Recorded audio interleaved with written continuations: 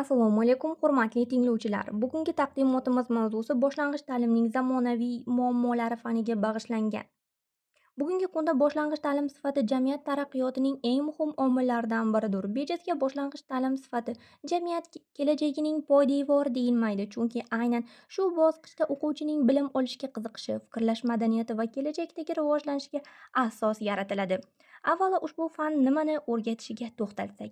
Boshlang'ich ta'limning zamonaviy muammolari fani boshlang'ich ta'limda uchraydigan pedagog va metodik muammolarni ilmiy tahlil qiladi, ularning sabablarini aniqlaydi hamda zamonaviy yondashuvlar asosida samarali yechimlarni ishlab chiqishni o'rgatadi.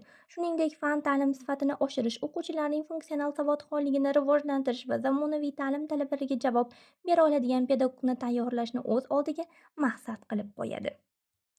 Bugungi boshlang'ich ta'lim tizimida bir qator dolzarb muammolar mavjud.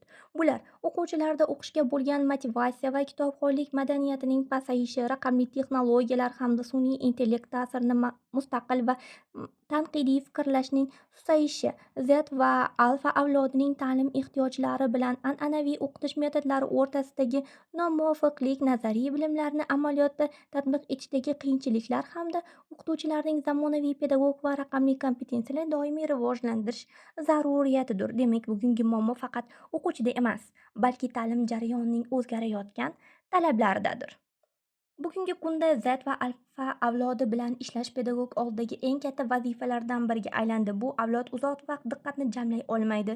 Qisqa va vizual axborotni tezroq qabul qiladi. Telefon, internet va sun'iy intellektga qaramlik natijasida mustaqil fikrlash sustlashmoqda.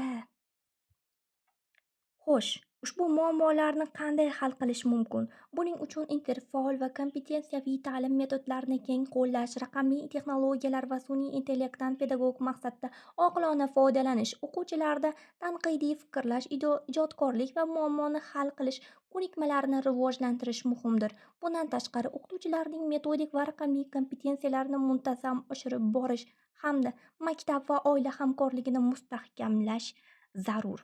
Chunki zamonaviy muammolarni an'anaviy usullar bilan hal qilib bo'lmaydi. Ularning yechimi innovatsion metodlar, zamonaviy pedagog va o'quvchi ehtiyojiga mos ta'lim tizimidadir. Bu fikrlarni hayotiy misolda ham ko'rish mumkin. Masalan, 3-sinf o'quvchisi dars davomida telefonsiz uzoq vaqt diqqatini jamlay olmaydi.